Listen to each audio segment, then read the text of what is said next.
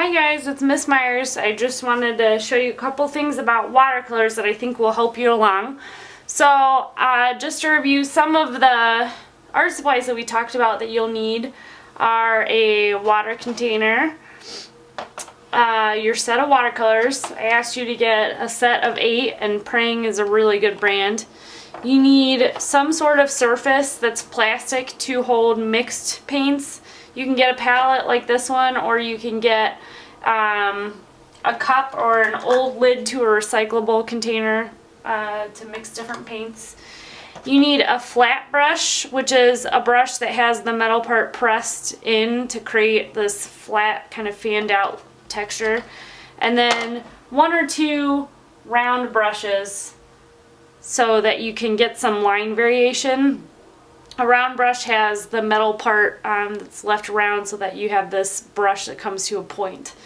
It'd also be a good idea to keep some paper towels around, pencil, eraser. You need a couple sheets of watercolor paper.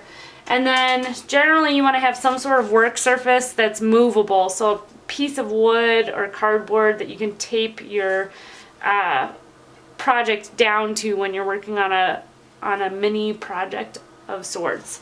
But since we're just experimenting, we won't worry about that right now.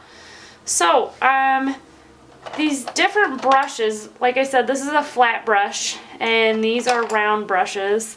And this flat brush is good for filling big spaces, and these are better for smaller spaces and details. So, they each have different kinds of lines that they can create, but anytime you use watercolors, you want to get your brush wet, and then only dab a little bit of the paint into the brush. So when you put your paint on the paper, it should look transparent. And some of this is getting kind of dark here, so I'm going to add a little bit more water to it.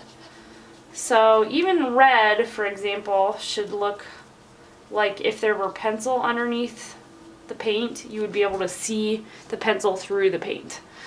So the flat brush makes nice wide lines and covers a lot of area at once. The round brushes can cover a smaller area and make a medium-sized line or a skinny line depending on how you hold your brush. So if I hold my brush like a pencil at an angle, I can make a wide line by pushing my brush all the way down until the bristles touch the paper, until the metal touches the paper practically, excuse me. Or you can hold your brush vertically and barely touch the paper and create the skinniest line possible by barely touching the bristles of the brush to the paper. And the way that you keep your hand steady is by either resting your wrist or your elbow on the table while you're doing this, and that will create a nice skinny line. Anytime you're washing out your brushes, you want to swish them back and forth in the water just like you would be painting. So you don't want to be real rough on them where you're squishing the bristles of the brush. You want to try to let them hold their shape. And you want to give it the squeeze test. So if you squeeze some of the water out gently of the brush and it's clear, then it's clean. Eventually, while you're working, when you've washed your brush out so many times, sometimes the water is dirty and your brush isn't able to get clean because the water is dirty. So you want to make sure that you change your water frequently. You can also dab your brush on some paper towel just to make sure that it runs clear as well.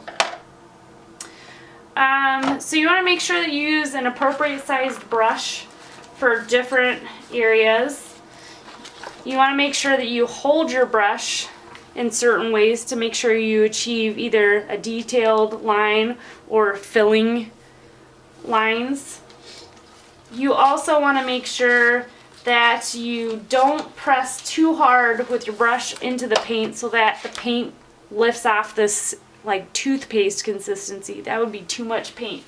Because remember, you want to make sure that you keep transparent paint. So you want to make sure your paint is thin and see-through instead of solid or opaque. You want to make sure that you're holding your brush gently back and forth so that it kind of looks like a ponytail You don't want to give it a bad hair day where all the bristles are split. And you want to make sure that you change your water often so that you're not keeping dirty water in your brush. And then the last thing that I would recommend is if you decide to mix any colors, mix them either on the lid of your palette or on a separate plastic surface, like a palette or a recyclable container. And then if you end up mixing them on the lid, you want to make sure you let these dry out before you close the lid so that they don't come down and mix into the colors on your palette. So that is all for now. We will talk again soon.